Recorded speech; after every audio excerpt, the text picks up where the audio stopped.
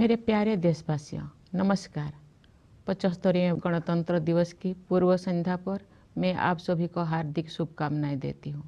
जब मैं पीछे मुड़कर ये देखती हूँ कि विपरीत परिस्थितियों के बावजूद हमने कितने लंबे यात्रा की है, तो मेरा हृदय गर्व से भर जाता है। हमारे गणतंत्र का 75वां वर्ष कई अर्थों में देश की यात्रा में एक ऐतिहासिक पड़ाव है।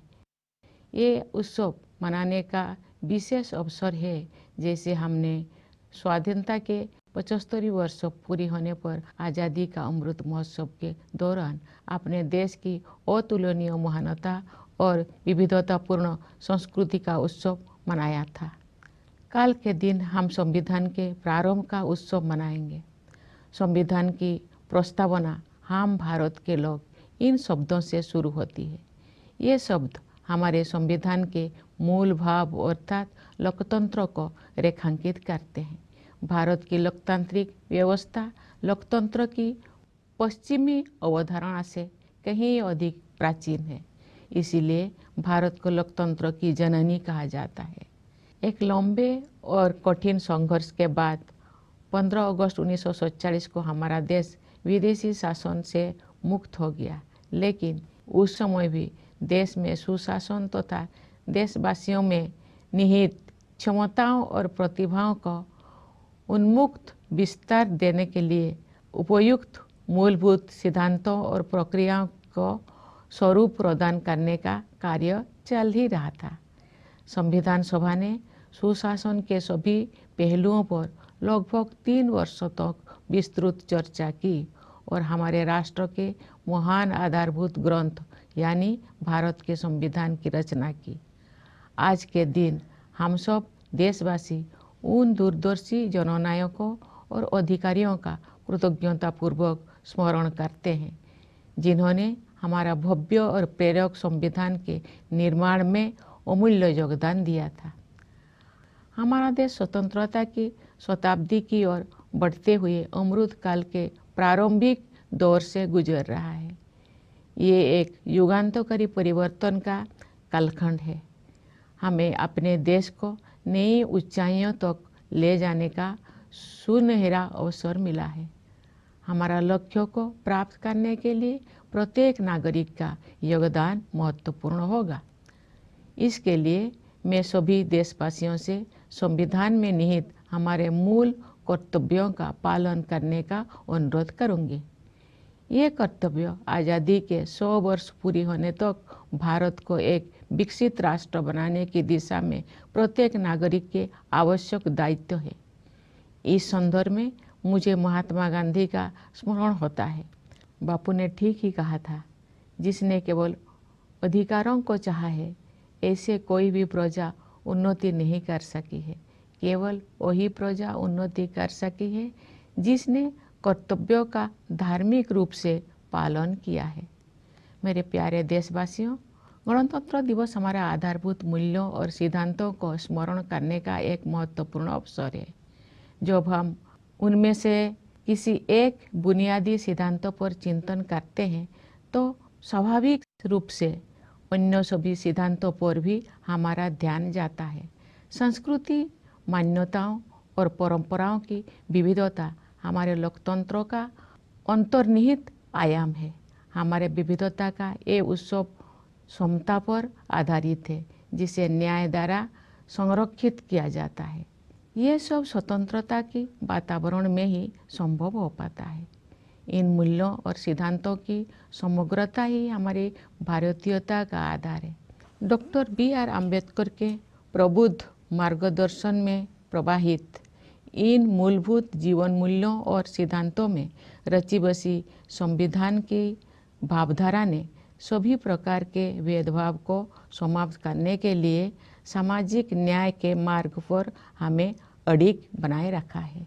मैं ये उल्लेख करना चाहूँगी कि सामाजिक न्याय के लिए अनवरत युद्धरत रहे श्री कर्पूरी ठाकुर जी की जन्म शताब्दी का उत्सव काल ही संपन्न हुआ है।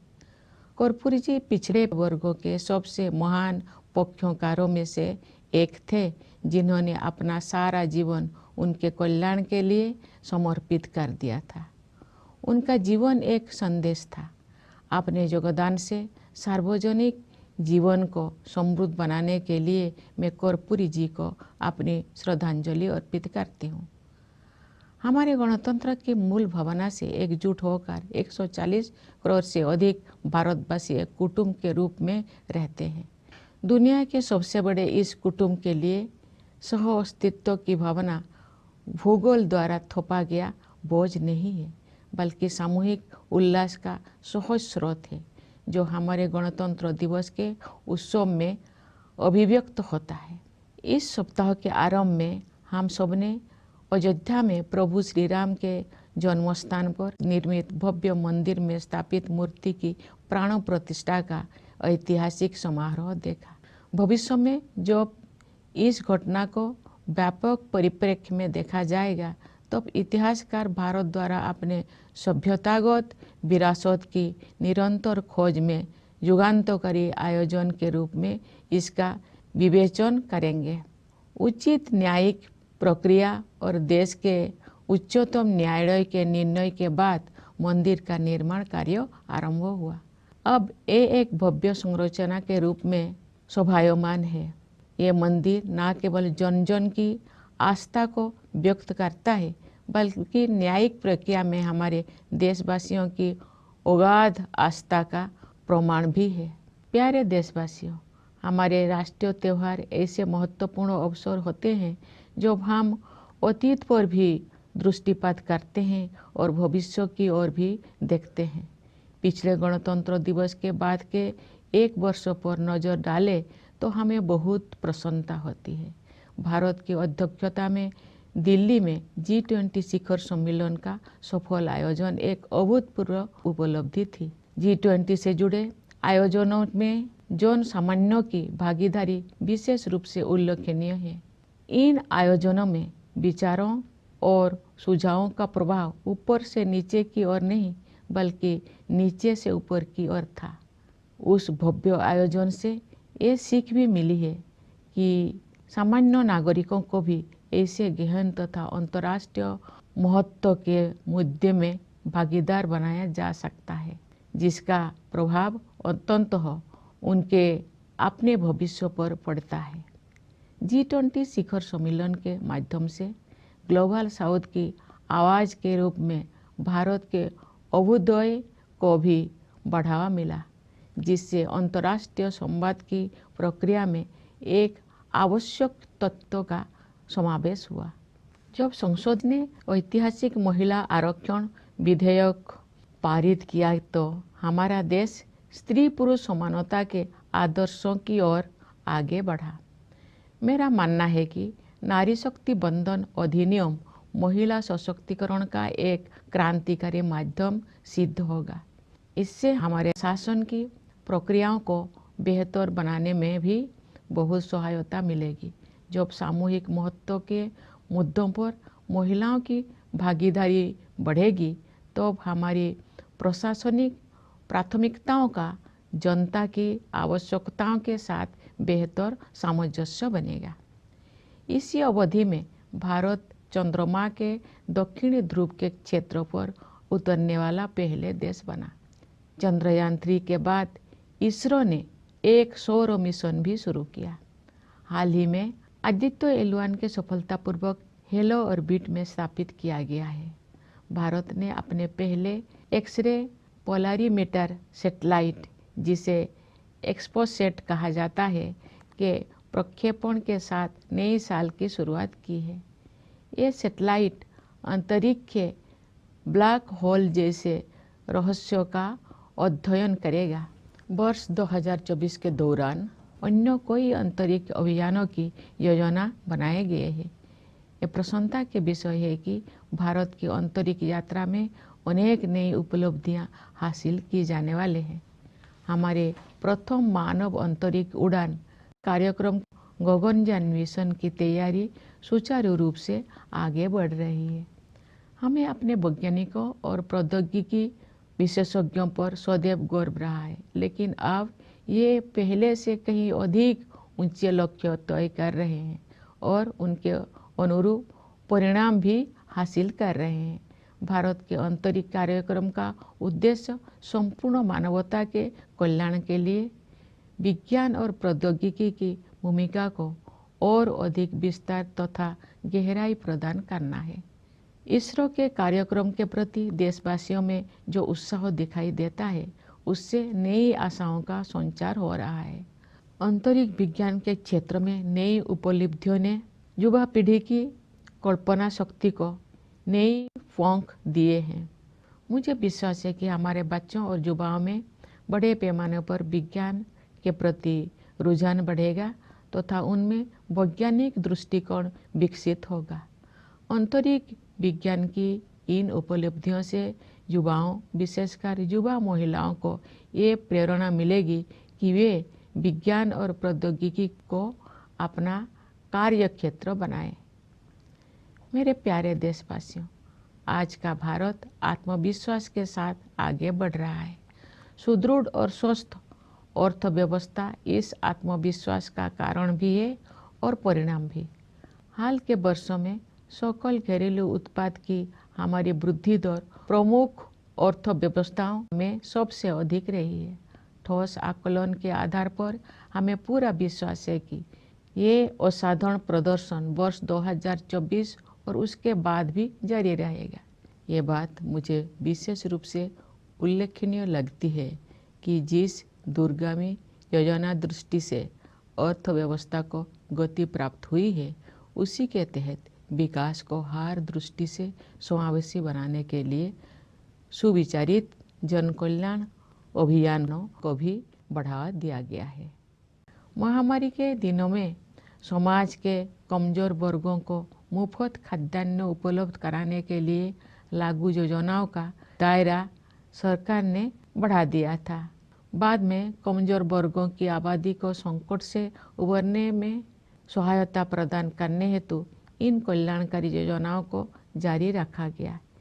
इस पहल को और अधिक विस्तार देते हुए सरकार ने 81 करोड़ से अधिक लोगों को अगले 5 साल तक मुफ्त खाद्यान्न उपलब्ध कराने का निर्णय लिया है।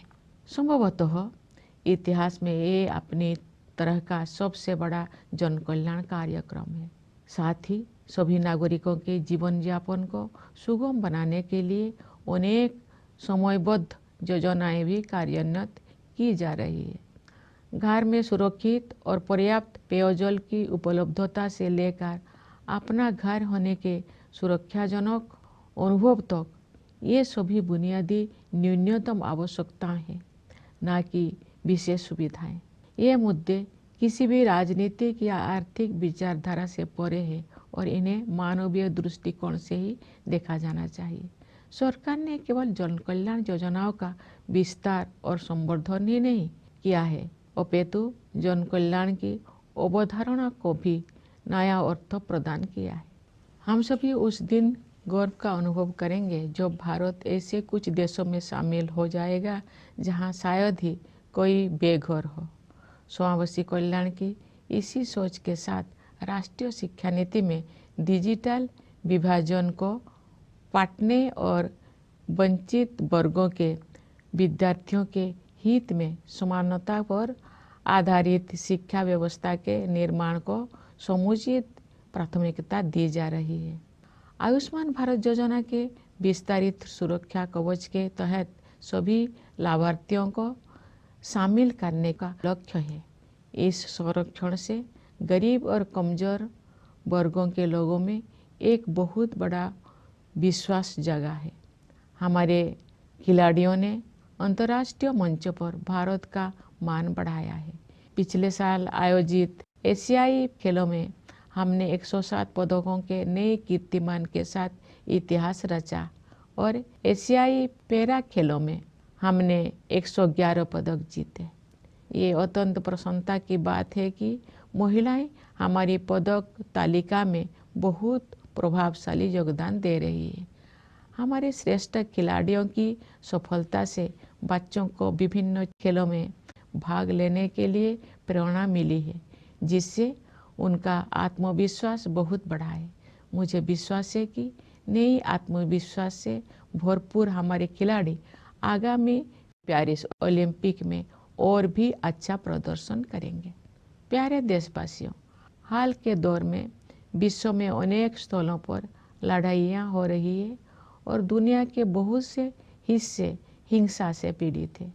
जब दो परस्पर विरोधी पक्षों में से प्रत्येक मानता है कि केवल उसी की बात सही है और दूसरे की बात गलत है, तो ऐसी स्थिति में समाधान परक तर्क के आधार पर ही आगे बढ़ना चाहिए।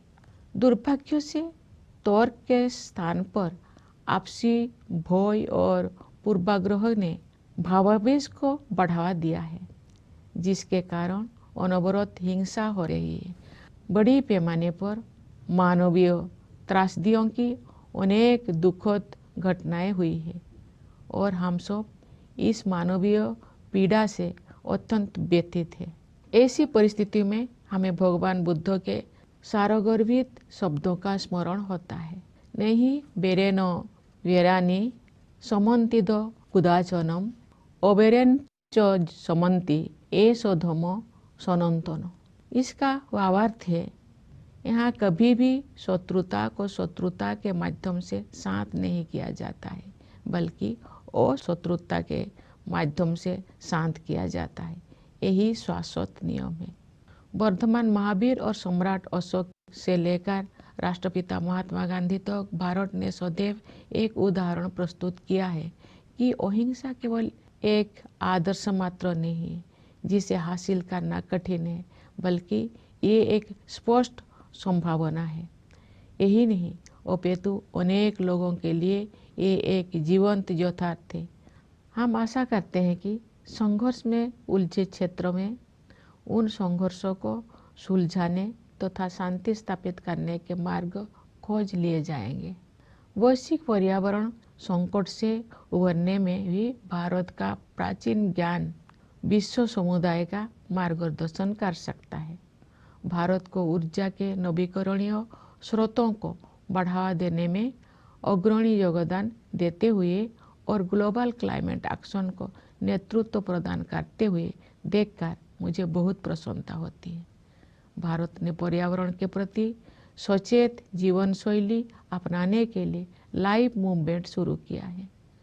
हमारे देश में जलवायु परिवर्तन के मुद्दे का सामना करने में व्यक्तिगत व्यवहार परिवर्तन को प्राथमिकता दी जा रही है तथा विश्व समुदाय द्वारा इसकी सराहना की जा रही है। हर स्थान के निवासी अपनी जीवन शैली को प्रकृति के अनुरूप ढालकर अपना योगदान दे सकते हैं और उन्हें ऐसा करने ही चाहिए। इससे न केवल भावी पीढ़ियों के लिए पृथ्वी का संरक्षण करने में सहायता मिलेगी, बल्कि जीवन की गुणवत्ता भी बढ़ेगी। प्यारे देशवासियों, हमारे स्वाधीनता के 100 वर्ष पूरी होने तक की अमृत काल की अवधि के दौरान अभूतपूर्व तकनीकी परिवर्तन भी होने जा रहा है। आर्टिफिशियल इंटेलिजेंस और मशीन लर्निंग जैसी तकनीकी बदलाव असाधारण गति के साथ सुर्खियों से बाहर आकर हमारी दैनिक जीवन का अंग बन गए हैं। कई क्षेत्र में भविष्य से जुड़ी आशंकाएं चिंतित करती है, लेकिन अनेक उत्साहजनक अवसर भी दिखाई देती है, विशेषकर युवाओं के लिए। हमारे युवा वर्तमान की सीमाओं से परे जाकर नई संभावनाएं तलाश रहे हैं।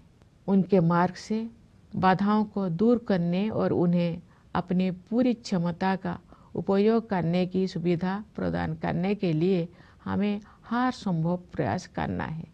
हमारी युवा पीढ़ी चाहती है कि सभी को अवसर की समानता प्राप्त हो। वे समानता से जुड़े पुराने शब्दजाल नहीं चाहते हैं, बल्कि समानता के हमारे अमूल्य आदर्शों का यथार्थ रूप देखना चाहते हैं। वास्तव में हमारा युवाओं के आत्मविश्वास के बल पर ही भावी भारत का निर्माण हो रहा है। युवाओं के मनोमस्तिष्कों को संभालने का कार्य हमारे शिक्षकगण करते हैं, जो सही अर्थों में राष्ट्र का भविष्य बनाते हैं। मैं अपने उन किसानों और मजदूर भाई बहनों के प्रति आभार व्यक्त करती हूँ जो चुपचाप मेहनत करते हैं तथा देश के भविष्य को बेहतर बनाने में बहुत बड़ा योगदान देते हैं। गणतंत्र दिवस के पावन अवसर की पूर्व संध्या पर सभी देशवासी हमारे सशस्त्र बलों, पुलिस और अर्धसैन्य बलों का भी कृतज्ञतापूर्वक अभिनंदन करते हैं। उनकी बहादुरी और सतर्कता के बिना हम उन प्रभावशाली उपलब्धियों को प्राप्त नहीं कर सकते थे जो हमने हासिल कर ली है। अपने वाणी को विराम देने से पहले मैं न्यायपालिका और सिविल सेवाओं के सदस्यों को भी शुभकामनाएं देना चाहती हूँ। विदेशों में नियुक्त भारतीय मिशनों के अधिकारियों और प्रवासी भारतीय समुदाय के लोगों को मैं गणतंत्र दिवस की बधाई देती हूँ। आइए हम सब यथाशक्ति राष्ट्र और देशवासियों की सेवा में स्वयं को समर्पित करने का संकल्प करें। इस शुभ संकल्प को सिद्ध करने के प्रयास हेतु आप सभी को मेरी हार्दिक शुभकामनाएं। धन्यवाद। जय हिंद,